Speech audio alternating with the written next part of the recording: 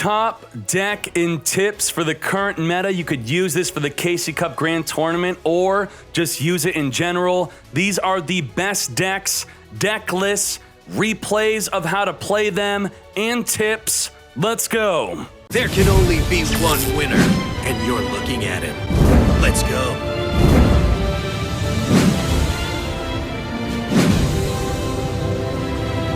Quick disclaimer, just the exclamation of a deck being tier 1, tier 0, or the best deck, that could put a big target on that deck where everyone will expect that deck and build to counter that deck. For example, we had a big tournament where Six Samurai was a tier 0 deck, 20 in the top 32, that is insane.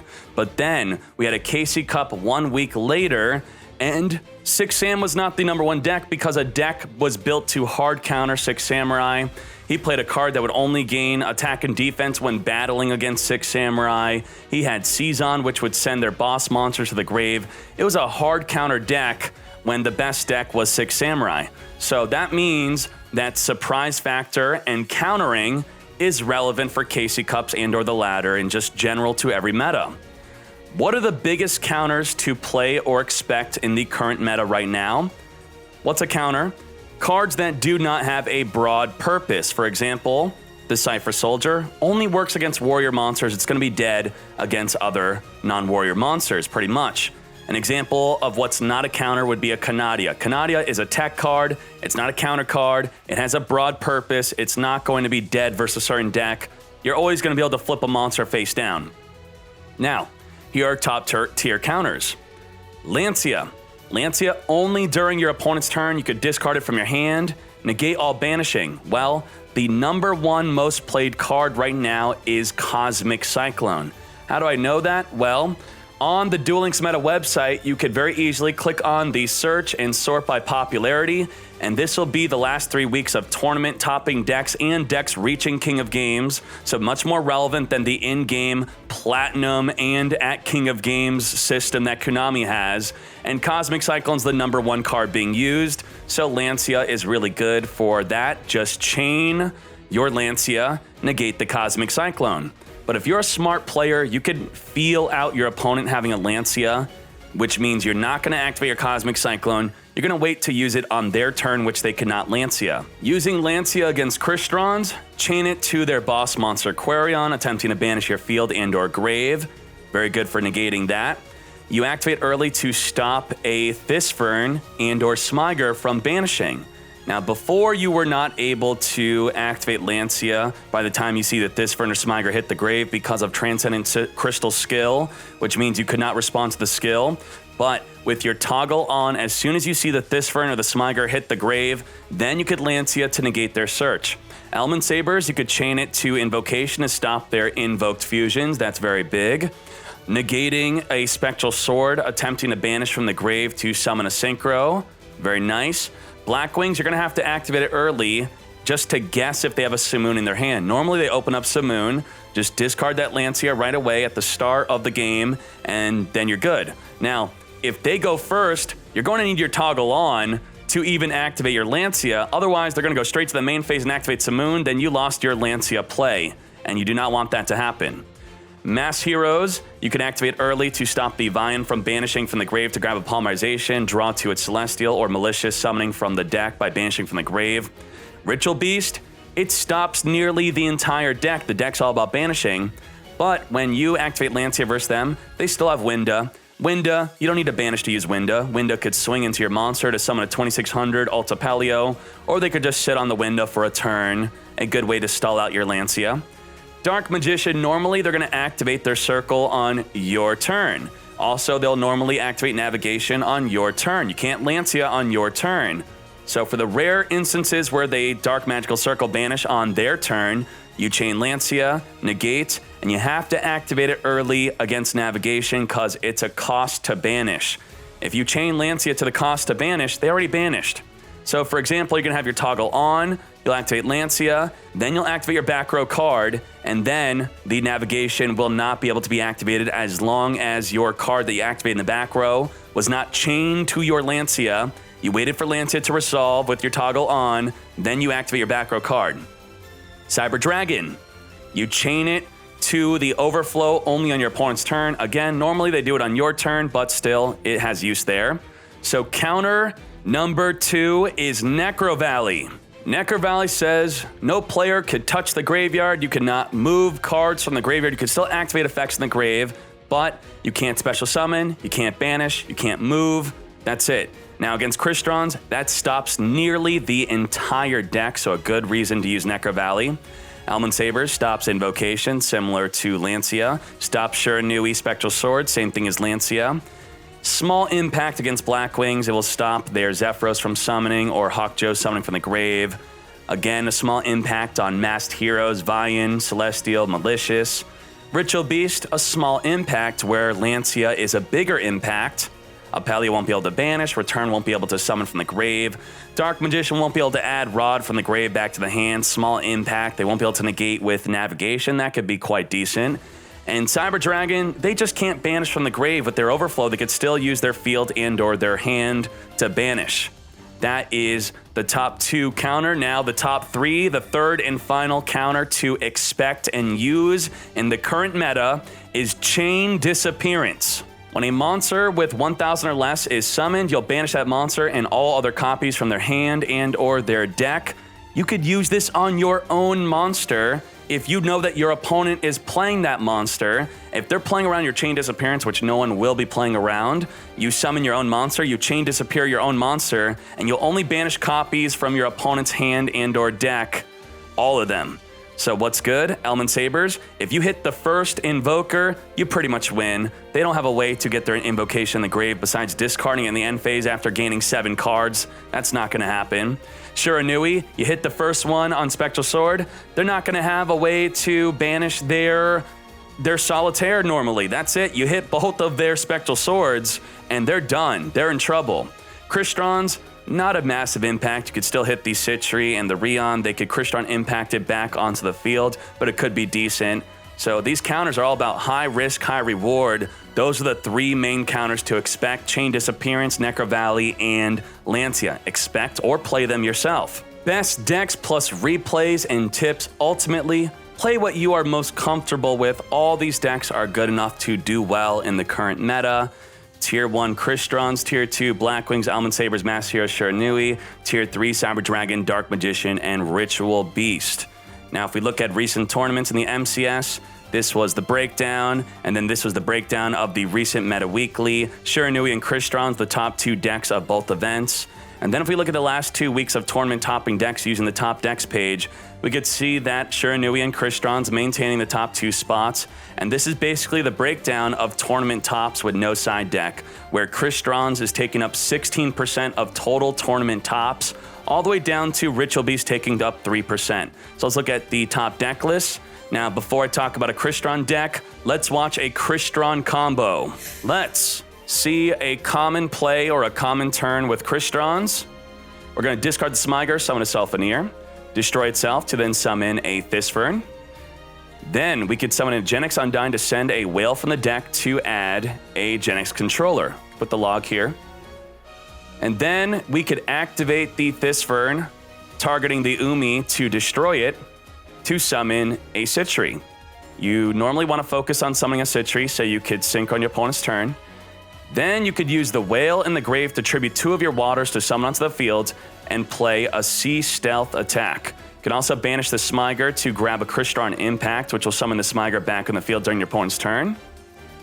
And then on your opponent's turn, you could flip up the Sea Stealth attack early to play an Umi onto the field. You could activate Citri and then chain Sea Stealth attack to banish the Citri to have a Selfeneer on the field, and it will not be synchroed. And the Whale will negate any card effect that targets a water monster. Okay, so we're going to undo that play, and now we have Citri back in the field. It's still their turn. We can activate Citri to summon a Undyne, and then we will be able to synchro into an Amatrix. I was going to say Genex Amatrix. Amatrix will then put all special summon monsters into defense. You can also Crystron Impact, summon the Smyger. You could then, on your turn, you could Sea Stealth attack, banish the Whale if you want to make room. You could then activate the Smyger to destroy your Amatrix, to summon a Tuner from the deck, summon a Rion. Then when Amatrix is destroyed, you could summon a monster from the grave. You could summon your Thisfern. You already activated the effect of your Smiger. So you'll activate the Thisfern. You could destroy the Smiger or the Thisfern to summon a level 3 tuner from the deck. And then you have a Quarion play right there. So that is quite the hefty play. And then as you saw at the end, we had 4,000 damage after banishing 3 monsters on the field and or in the graveyard. And then the whales coming back in the end phase that we banished to make room for. So that's a good sample of what Cristrons are able to do. Now, of course, you don't have to set up with a whale and a Citri. That's quite ridiculous. That's just showing like a ridiculous turn 1. But normally you just want to go for Citri or a Rion. All right, very good. Cristrons, I will recommend Francisco's top 16 deck from a tournament. This is with Mythic Depths. This could be very expensive as you're going to need Undyne, Whale, and Sea Stealth Attack. This is going to likely be the most popular way. It can fall to a Cosmic Cyclone, so you do want to play Cosmic Cyclone for the mirror match. And also we looked at how important Necrovalley was for countering decks like this deck. You want to Cosmic Cyclone the Necrovalley. In a recent tournament, Cristrons lost in the top 2 because they didn't have an out to the Necrovalley. So good job, Francisco, on this. I'll show you another build. Another build is See You Later with Charger Light Brigade. Unfortunately, Charger Light Brigade shares a spot with Cosmic Cyclone. You can't play both. So then you lose that out to the Necrovalley. So I would recommend that you do have something to search, like a Raikou or a Lila, with the Charger Light Brigade as you were to use it as a Cosmic Cyclone. And now you could search for a Lila to deal with that Necrovalley instead. This deck is a bit cheaper. It should be cheaper, or maybe you just have these cards over the Mythic Depths version. Now, why would you use See You Later? See You Later, you can return a monster control back to your hand once per duel. See You Later allows you to have a better turn to follow up. A problem with See You Later is against Necrovalley and the Sea Stealth Attack version, you don't have Cosmic Cyclone, so that could be a problem. If one of your synchros get Fiendish Chained, you could return it back to your extra deck, so if they negate your Quarion, you get to have another Quarion. If you're on your last Amatrix, you could just return it back to the extra deck, and then you could use Amatrix again that duel. I keep talking about how big it would be if they were to extend the extra deck for Cristrons, and that's basically what the See You Later does, essentially. You could also just return your Thisfern back to your hand if your hand's full of techs and or other cards that you don't want to discard with your Sulfineer. Then you get to discard the Thisfern. There's a lot of good uses for See You Later. Now, moving on to Shiranui. Shiranui, let's look at the combos. We're going to Squire, special summon a tuner. We're going to reveal the Squire to boost up the fields by 4 levels. 1, 2, 3, 4. And then you have a turn 1 Sun Saga. That's the great combo with this deck. That's all you need, a level 4 and a Squire. You have a turn 1 Sun Saga. Beautiful. We have the Shogun Saga combo. Normally, the Shogun Saga combo will be your turn 1 where you're going to Solitaire, Tribute Solitaire, summon your Spectral Sword onto the field. Then you could have a card like Ballista Squad, or they could be a Fool and attack into your Spectral Sword. Or you could have a Raigeki Break and discard Spectral Sword. So you're going to Ballista Squad on their turn, Tribute. Then on your turn, you're going to banish the Solitaire and the Spectral Sword, summon a Samurai Saga, or any level 6 that you want. It could be the Zombie Skull or the Revived King Hades. And then there you go. You have a Shogun Saga as the Solitaire summons the tuner back on the field. You're going to banish the Samurai Saga, and you're going to be 5,500 attack. Here is a recommended deck. The core of this deck here is 2 to 3 Solitaire, 3 Squire, 2 Spectral Sword, and just like that, the rest are just back row and or techs and or counters. You got Lancia, a top counter. You could put Lancia, Chain Disappearance in here if you want to, if you're crazy. Just whatever back row you want. Fiendish Chain is really good against Cristrons. They can't negate it with their Crystron Impact, so that is great. Ballista Squad, as you saw in the replay, enables plays. You can also play Raigeki Break if you're dealing with Necrovalleys. If you want your Ballista Squad and your Raigeki Break to help with that, because the deck can't play Cosmic Cyclone. Hades is really good for negating monster effects in the mirror match. You can negate their Spectral Sword if you destroy it with any zombie while you have Hades on the field. You can negate the Crystron monsters with your Hades. You can activate Needle Sealing with a Zombie Skull on your field or a Sun Saga to wipe out your opponent's field but not yours. It's a great fun time. Cyber Dragons. Let's look at some Cyber Dragon plays. Let's go. We'll play Fusion Gate. We'll summon a core. We'll grab a Cybernetic Fusion support. Very good. We're going to pay half our life for the Cybernetic Fusion support, and I couldn't believe this, but the skill is actually built into the deck tester. Now, the replay system, please don't be bugged. Then, why'd I set the Cybernetic Overflow? Well, we're going to activate Fusion Gate. We're going to banish 2 Cyber Dragon monsters to summon a Rampage Dragon. Rampage Dragon will destroy our set Overflow. That will trigger Overflow to add a Cyberload Fusion. Then we're going to activate the Rampage Dragon to send 2 Cyber Dragon cards from the deck to the grave. Then we're going to activate the effects of Fusion Gates. So you see there's a second time we're using the Fusion Gate.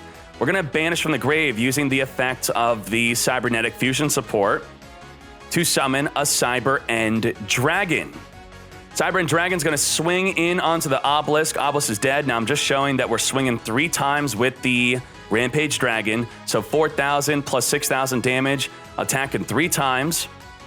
And then you could follow up with a Cyber Load Fusion. Let's pretend like our Cyber End Dragon was destroyed by the Obelisk.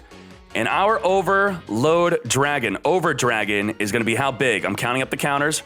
4,800 attack with 6 attacks onto monsters. Cannot attack them any times directly, but that is insane. Cyber Dragon deck from Matsu, top 16 in the MCS. Well, I remember within this review, Matsu got first global in our example, so he knows what to do in a KC Cup, how to counter the most popular deck.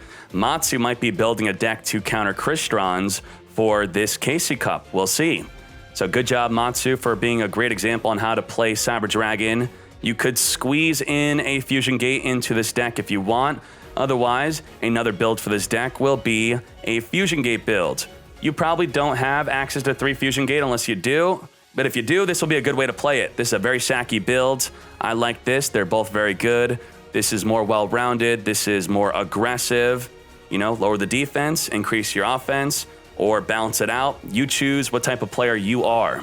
Now, Alman Sabres. Let's look at some combos with Alman Sabres. Boom. Let's go. So you open up Molehue and Palace because you're a boss. Then you're going to activate at your opponent's end phase. You're going to Molehue flip yourself face down to get a Molehue in the graveyard because your opponent was playing passive.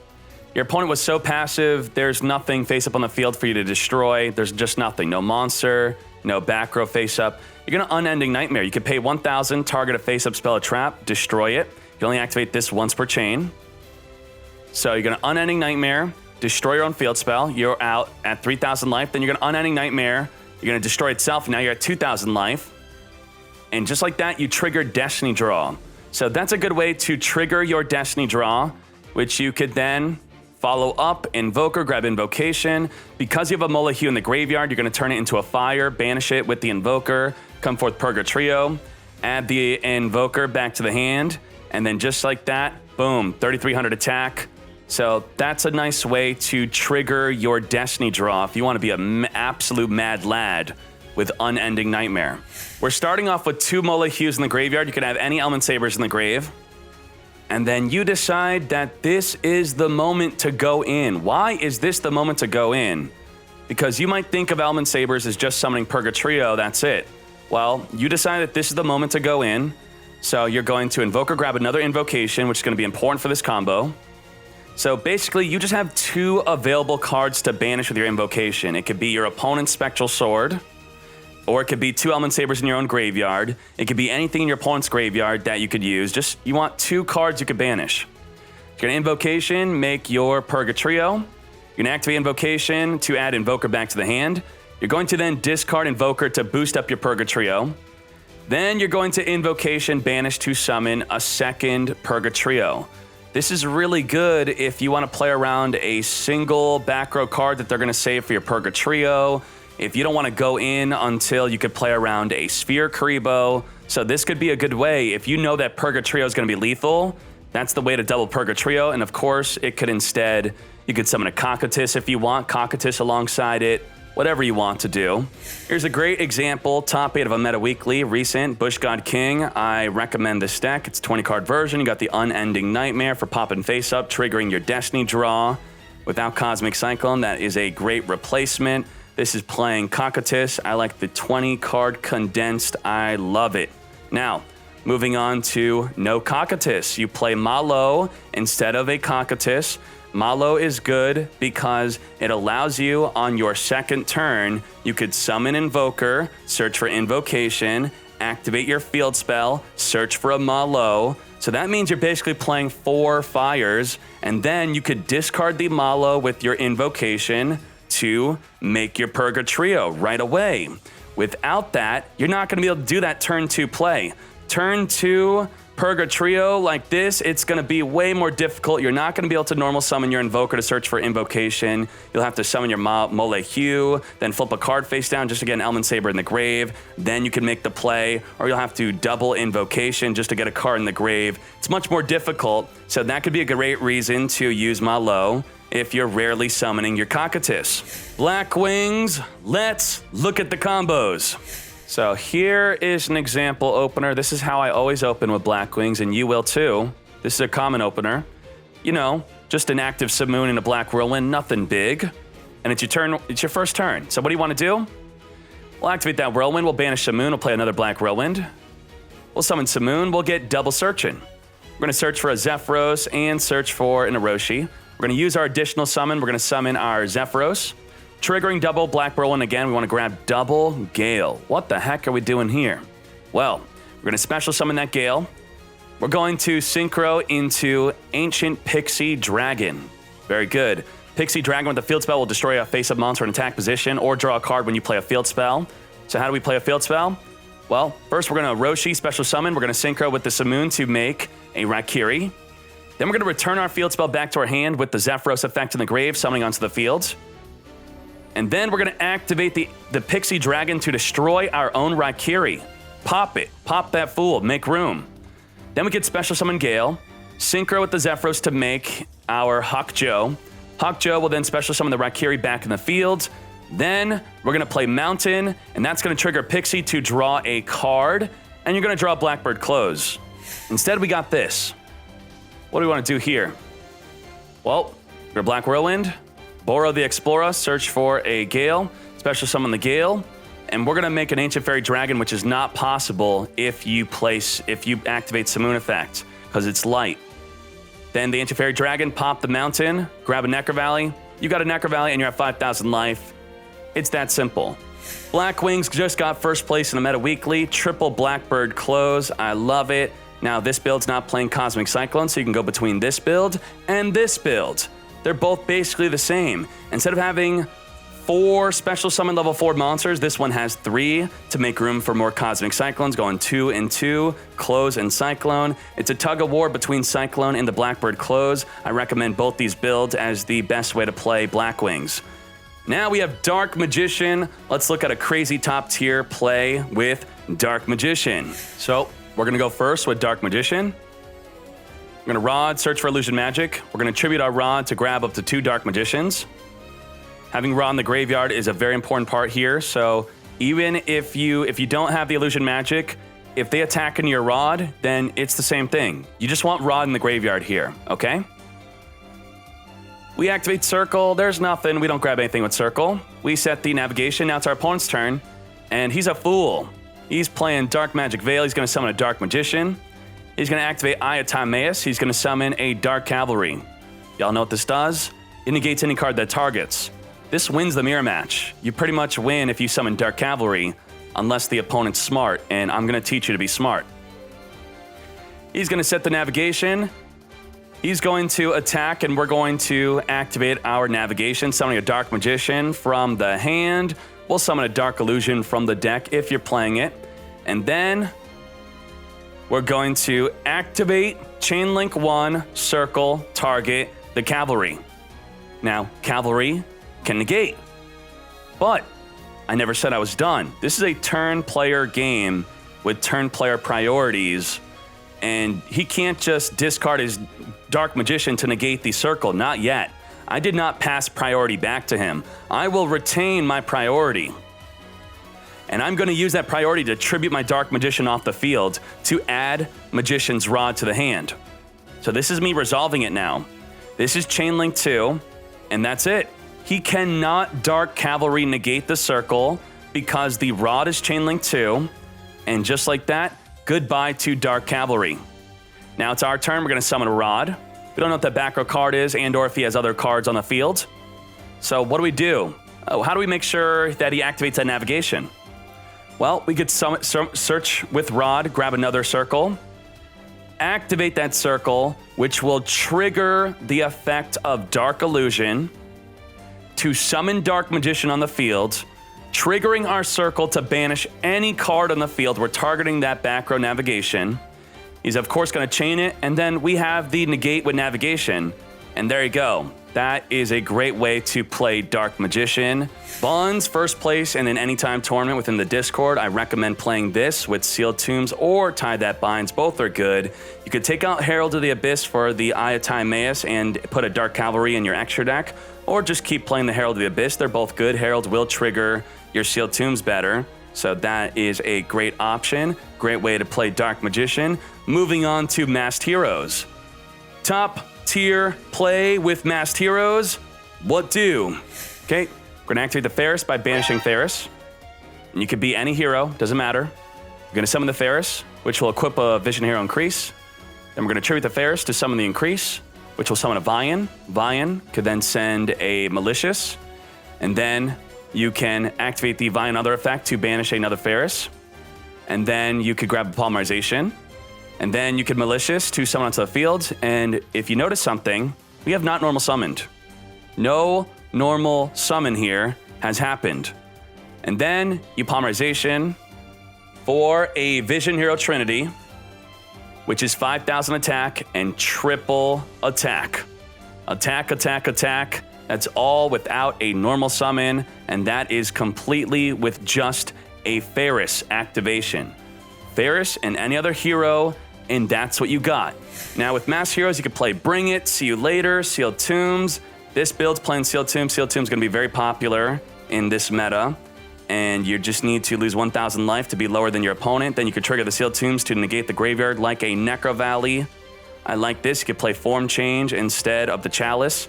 Chalice could be used on your Anki in the damage step to deal that 3,200 plus. Deals 3,200 directly, 28, 3,200. You don't get reduced by its own effect. That's a great way to cheat a lot of damage onto your opponent. Also consider Double Vian over Trunade, all up to you.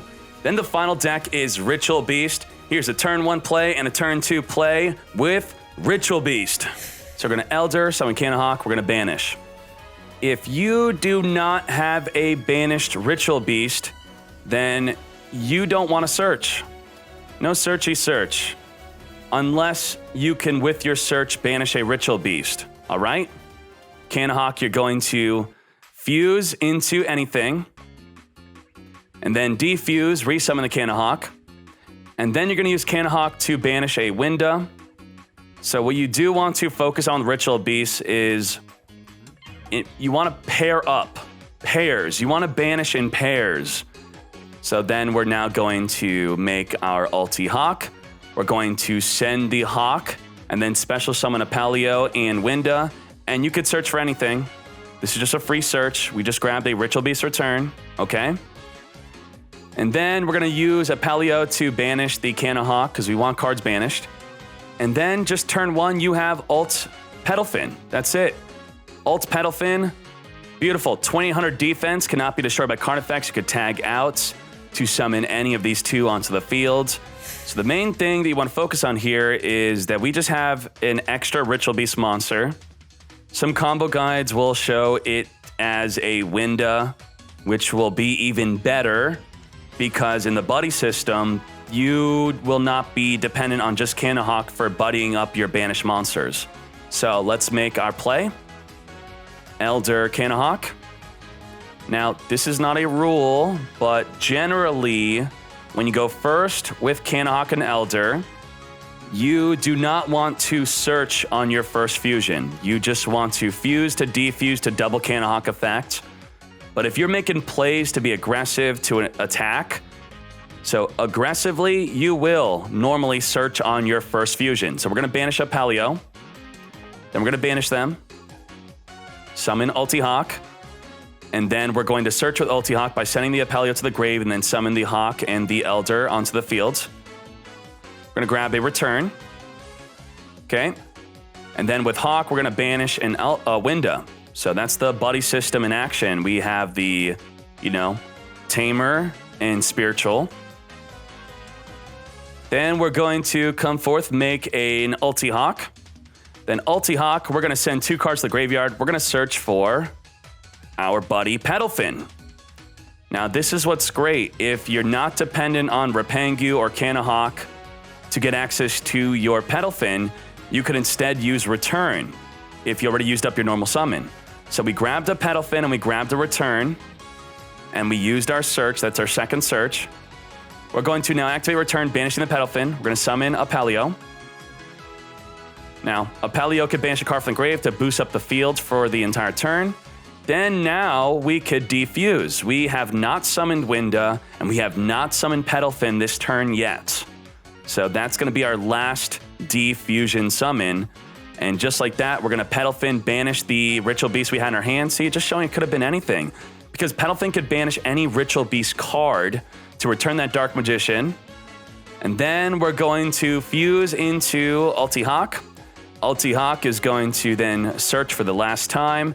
And then we have a bond. So what do we have here? We have lots of damage. Let's add it all up.